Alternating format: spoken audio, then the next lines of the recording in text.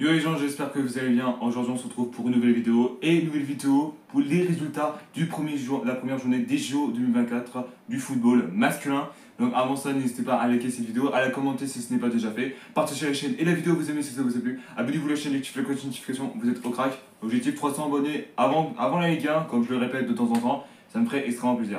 Donc là particulièrement, on va parler du résultat de la première journée, particulièrement des JO. Donc particulièrement, comme je te l'ai dit, il y a 4 groupes de 4 qui s'affrontent. Donc particulièrement les deux premiers qualifiés pour l'écart. Et si vous aimez ce genre de concept, j'envisage de faire les féminines aussi, le football féminine. Si ça vous plaît ce genre de concept, dites-moi dans les commentaires si vous voulez que je fasse des résultats de football féminine, ça me ferait extrêmement plaisir. Alors peut-être pas les débriefs de l'équipe de France féminine, parce que c'est pas les personnes que j'apprécie énormément, mais potentiellement si vous voulez voir les résultats de chaque football, particulièrement masculin et féminin, dites-moi dans les commentaires, ça me ferait extrêmement plaisir. Du coup voilà, donc particulièrement on rappelle qu'il y a 4 groupes de 4, donc particulièrement les deux premiers qualifiés pour l'écart. On va commencer avec le groupe A, donc le groupe A de l'équipe de France bien évidemment, particulièrement. Donc déjà comme d'habitude, les pays dans ce groupe c'est par ici, et les résultats c'est par ici. Donc déjà voici les pays dans ce groupe. Voici les résultats à la fin. Donc, particulièrement, la France premier avec 3 points. Donc, particulièrement, la Nouvelle-Zélande aussi avec 3 points.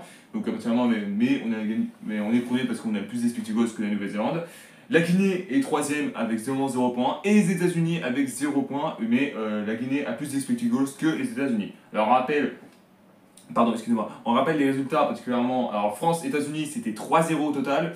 Et la Nouvelle-Zélande et la Guinée, c'était 2-1 pour la Nouvelle-Zélande. Déjà, un grand exploit pour se qualifier parce que c'était vraiment pas simple du tout. Du coup voilà, particulièrement, donc là le prochain match c'est contre la Guinée, donc je pense que ça va être un match facile, facile entre guillemets, hein, c'est pour ça que je dis ça.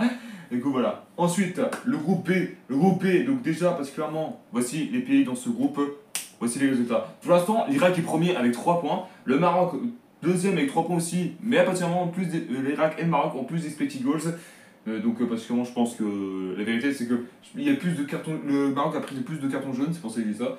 Ensuite, particulièrement, troisième, Argentine avec 0 points. L'Ukraine avec 0 points aussi. Donc, particulièrement, je pense que particulièrement l'Ukraine a plus. Ils ont le même expected goals, pardon, l'Argentine et l'Ukraine. Mais particulièrement en termes de cartons jaunes, c'est l'Ukraine qui en a le plus. Hein. Et en plus, il y a eu un match scandaleux de ça. Donc, pour l'instant, il y a eu Irak-Ukraine, c'était 2-1 au total. Et particulièrement, l'Argentine et le Maroc, 2-1 pour le Maroc. Alors, pour information, là, il y a eu un grand vol. Il y a eu un grand vol que je vais dire un peu. Alors, je vais pas non plus critiquer un petit peu. Alors, déjà, les Argentins, vous êtes des enculés à faire des racistes comme ça là. Parce qu'il y a des chants racistes à chaque fois quand le Maroc joue, quand l'Argentine est là. Mais frère, l'Argentine, c'est des gros PD, je préviens tout de suite. Hein. On a un gros raciste dans la gueule. Vous devrez déjà être dégagé, je suis désolé. Particulièrement, déjà, ils ont un arbitre de cocu. Déjà, particulièrement, bon, il y a eu 2-1 au total. Mais particulièrement, déjà au temps additionnel, là, c'est abusé. 15 minutes de temps additionnel. Non, non, ça. Mon gars, ça n'existe pas. Ça n'existe pas, je suis désolé, mais là, c'est impossible qu'il y ait 15 minutes de temps additionnel. Voilà, c'est quasi mission impossible. Ça n'est jamais été arrivé, c'est la première fois. Et particulièrement, il y a eu l'égalisation de l'Argentine à la toute dernière seconde. Mais c'est un grand vol parce que je suis désolé, mais 15 minutes de temps additionnel, c'est complètement abusé. C'est complètement abusé, là, particulièrement. Et surtout, là, je veux dire, après le match, là, tous les Marocains étaient rentrés dans le terrain en mode de taper la gueule à l'Argentine, en mode ouais, tu vas regarder à voir parce que là, c'est pas possible. Et surtout, particulièrement, l'égalisation de l'Argentine, c'était un hors-jeu. Mais déjà, désolé, mais l'Argentine ne devrait même pas gagner, ne devrait même pas faire rien, il devrait te taper une défaite. Je suis désolé. Alors là, en réalité, mais 15 minutes de temps additionnel, c'est la première fois, mais surtout, c'est la première et dernière fois parce que c'est quasi une mission impossible. Ça n'existe pas, sans déconner. De 15 minutes de temps additionnel, ça n'existe pas dans le monde du football. Je préviens tout de suite. Hein. Du coup, voilà. Et surtout qu'après ça, l'Argentine a essayé de porter plainte, particulièrement pour le match. Fermez vos gueules, les Argentins, à un moment donné. Hein. Je vous explique un truc détail. C'est vous qui trichez depuis tout à l'heure, à un moment donné. Vous avez payé l'arbitre pour lui mettre plus de temps additionnel. Faut arrêter à un moment donné, hein, putain. Du coup, voilà. Donc, particulièrement, voilà, si l'Argentine se fait têche particulièrement, parce que moi, je vous dis direct, je veux pas les voir en quart. Hein. C'est hors de question. Parce que c'est bon, à un moment donné. Il faut que tricher, il dégage, hein, à un moment donné. Donc voilà. Ensuite, groupe C. Donc le groupe C, bon, c'est un groupe C facile, hein, particulièrement. Donc voici les pays dans ce groupe. Voici les résultats. Donc l'Espagne qui a gagné, donc il y a 3 points. Donc l'Espagne premier 3 points, excusez-moi. Et l'Égypte avec 1 point, et égalité avec la République Dominicaine, 1 point aussi.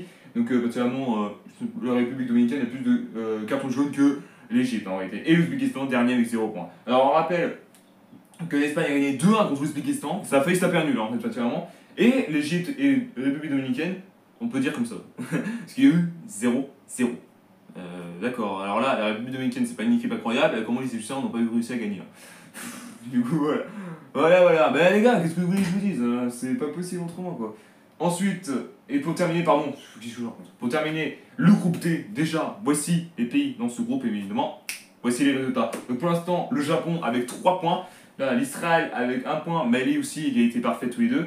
Du coup, voilà. Et le Paraguay avec 0 point, dernier, mais évidemment. Donc on rappelle les résultats. Japon-Paraguay, 5-0 pour le Japon. J'allais dire Paraguay, c'est ça fou là.